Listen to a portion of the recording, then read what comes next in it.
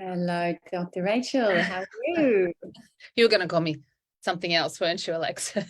Hmm, Could be any number of things. I'm good, thank you. How are you going? Yeah, going well. We're going to have a punchy, short session today, but really crucial topic for all of us, I think, in today's modern world. As a quick intro, would you like to introduce yourself to our listeners? Yes, I am Dr. Rachel Hannam, and I am the Clinical Director of North Brisbane Psychologists in Brisbane. And yeah, and I work with Alexis because we're great friends and we are very aligned in many of our ways we work and our philosophies on a whole lot of levels. And we've been doing these live streams, I reckon, for a year or more now, haven't we, Alexis? It has been, and even longer. It's about 2 years now that we've been looking at the crossover between yoga and psychology. I'm Alexis Dennehy. I'm a somatic naturopath and a public health practitioner. And yeah, I think it's been a couple of years that we've been analysing the intersection, and we're focused on bringing accessible mental and physical wellness strategies to you here on Facebook, so that you can tackle the challenges and the opportunities of the modern world. So we hope you'll join us regularly for an evidence-based why and how to get and stay well, because we know that the quality of your life depends on it.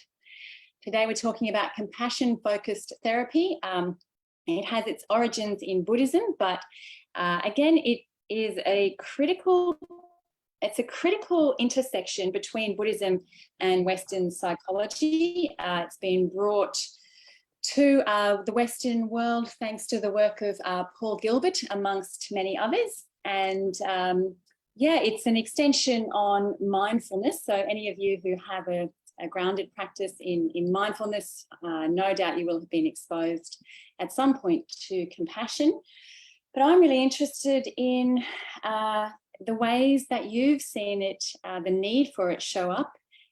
Certainly it has, there's a need for it with self-criticism. Anybody who's experiencing self-criticism as a part of your mental condition, anybody who's experienced shame, which I would say is all of us in today's world. Unless you're a psychopath.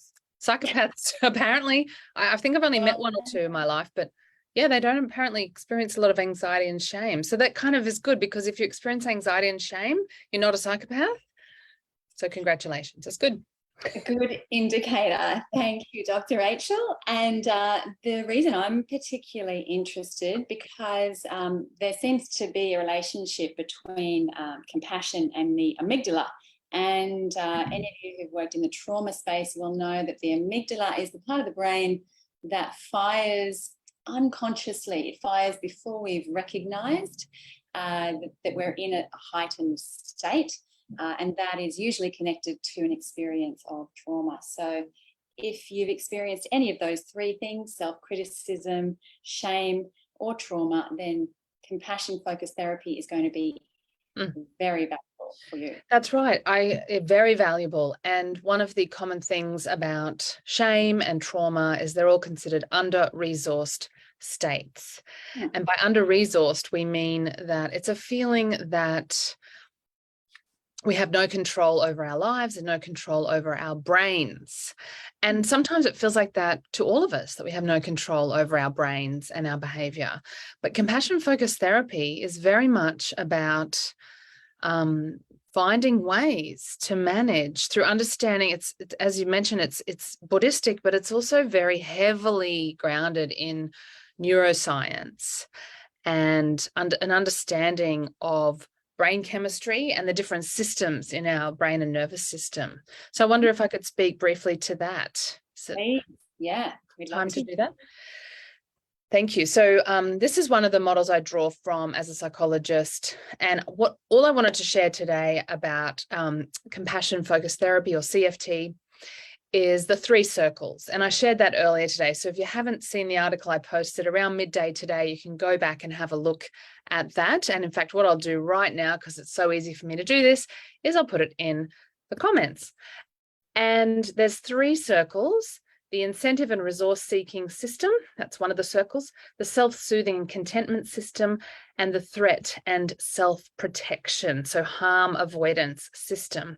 And how wonderful that we have those three systems to perform those different functions in our lives, because, you know, there's no doubt about it. We sometimes need to get up, get active, get motivated, and, you know, move towards incentives and gaining new resources. So this is when we have the feeling of wanting or desiring, pursuing, wanting to achieve, wanting to obtain. And our ancestors would not have survived if we didn't have this system, this drive system. And we talk about what drives us often. So this is our drive system.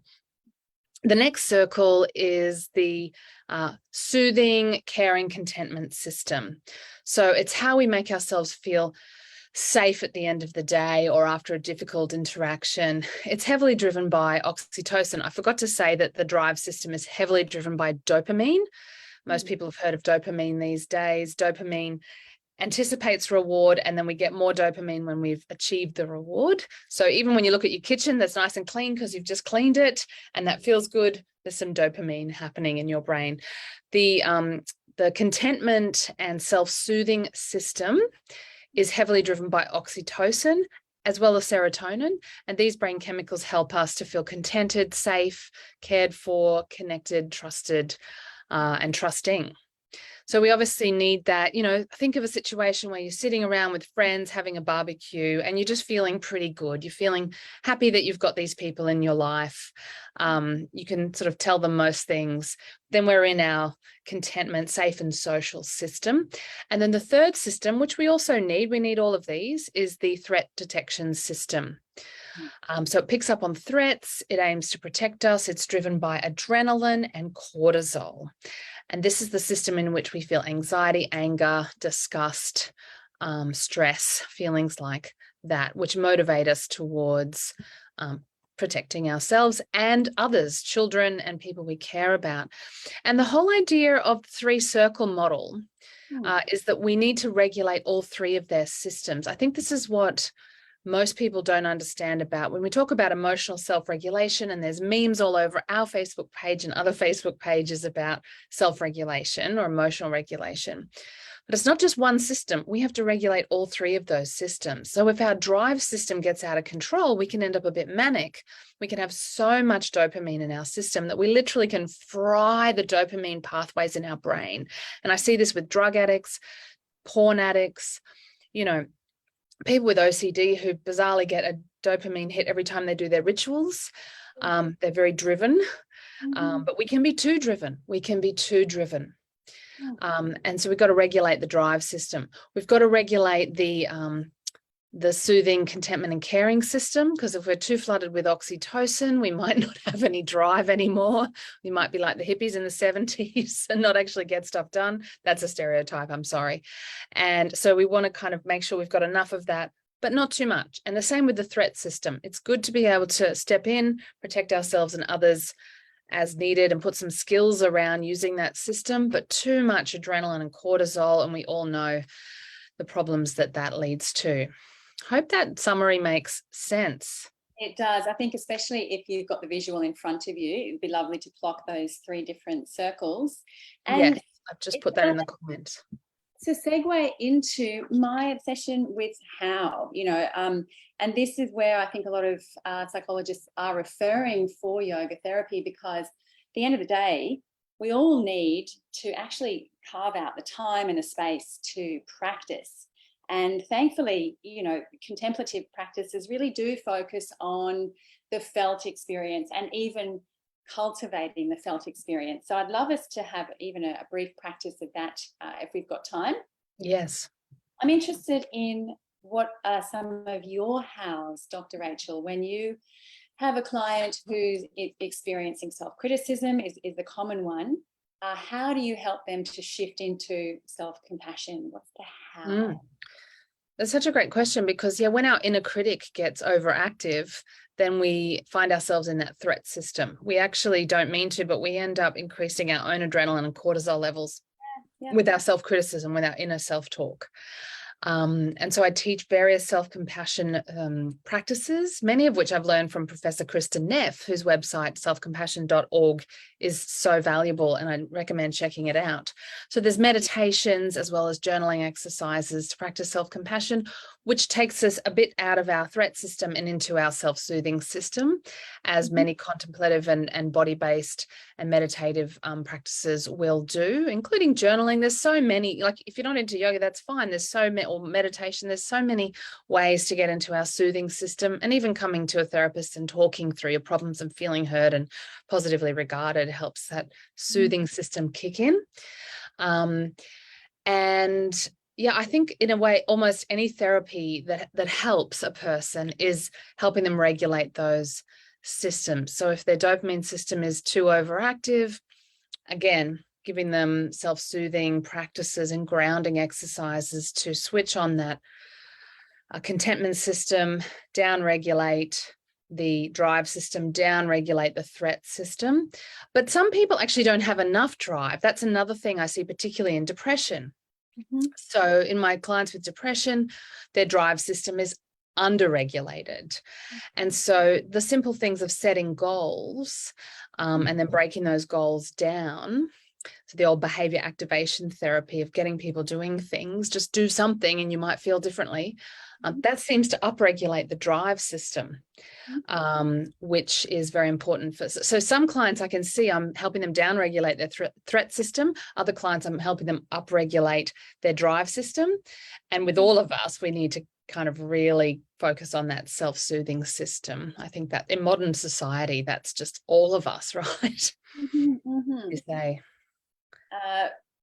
It's a bit of an aside, but I know Kristen Neff covers also the fierce compassion inside of us, which seems to almost be encouraging our threat system. And I have seen in the cases of chronic trauma a difficulty in really providing boundaries for self and asserting a protection from defenses. So I'm really glad you said that, because it just made me think of something. When we're coming from our values, we're in our drive system. And when we're coming from fear, we're in our threat system. So I think the idea of fierce self-compassion is actually trying to ramp up the drive system. So increase our motivation and our drive towards being kind to ourselves. You know, like, I'm so motivated to be kind to myself. That's not my threat system. Hopefully that's my drive system. Okay, that makes sense. In Paul Gilbert's research, which is surprisingly accessible, if anyone's interested to go to the original research papers, particularly Frontiers does some really wonderful publications. But he talks about the five defining factors, and one of them is the motivation to alleviate. So, as you're saying, that impetus, that mobilized energy to take action to alleviate suffering is considered, one of the ingredients. So that's some wonderful research there. It also points to some of the other topics that we've spoken about here on our Live at Fives, Rachel, about attachment theory.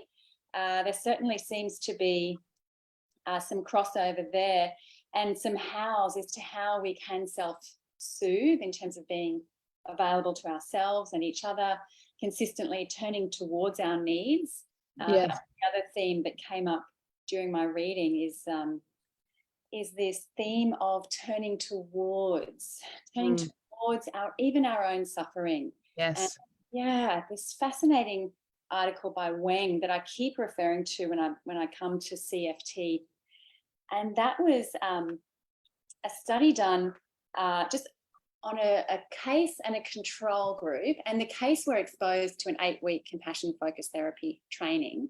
And then both groups were shown, and I know I've shared this with you before, but I just keep registering the power of it. Both groups were shown faces of suffering. And the group that were given the training, when they tracked their eyes, more of them turned towards the faces of suffering.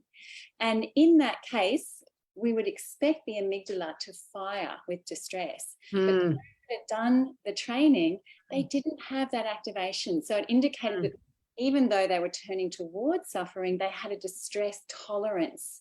So again, it turns to those practices that we've been doing together with compassionate embracing. And I just love that we, we seem to come from all different angles, and we seem to continuously come back to compassionate embracing. So, Exactly. Yeah, compassion embracing, such a beautiful term that I got from my mentor, Robert Gonzalez. And the compassion embracing activates both the drive system, because that's a turning towards, the drive system is a turning towards, and the self-soothing system is a turning towards self as well as others. And drive is turning towards some sort of action that will, meet a need. And the threat system is a turning away. So that is, I'm glad you said that, because it's just registered for me. That's a very simple way of thinking about the three circles, is a towards, and away.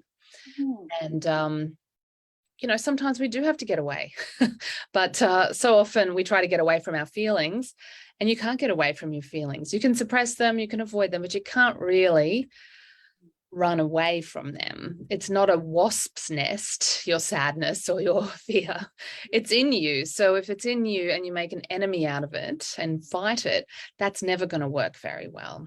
We've got to turn towards, like you say. Towards, yeah. And I think it's in stark contrast to some of the myths around meditation, that we're avoiding, or even some of the conditioned responses to pain are to avoid, to numb out, to take substances, to overeat, even over exercise or overwork. So yeah, I think that's a message that I think we need still to bring into the discourse across the psychology and wellness streams, that we're turning towards. And again, Gottman are big on that one, if anyone's keen to follow up more on towards.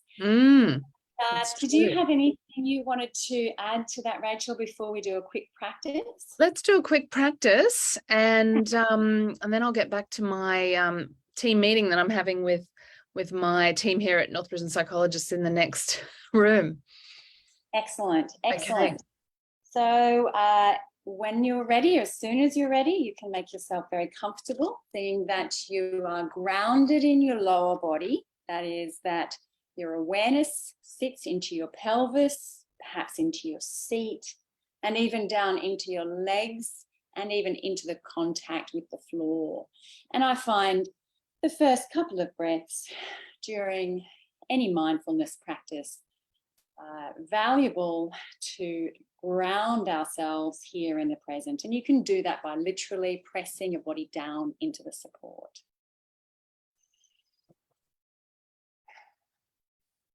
This is about knowing where your base is, where your anchor is, how you can ground, anchor, and make solid your direct physical experience. You can use your breathing, just your normal natural flow of breath, to invite the experience that you're having right now at the direct sensory level.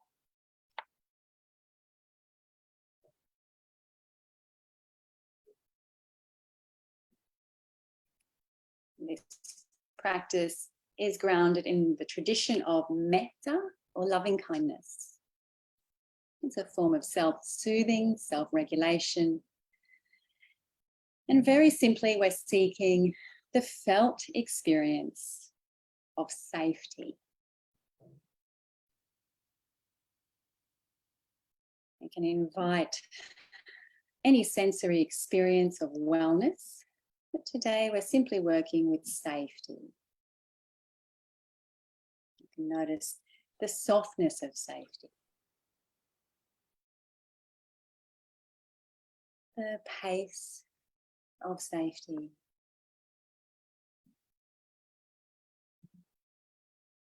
the firmness of safety,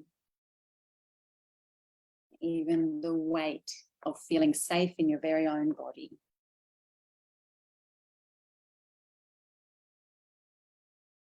Let's see if you can locate safety. Where in your physicality do you experience safety? And just for the next few breaths for yourself, you can welcome the sensory experience.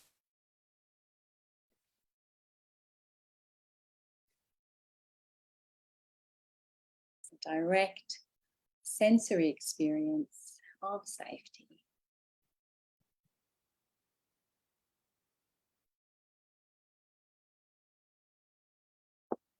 Once again, we can ground into the lower body, dropping your attention low.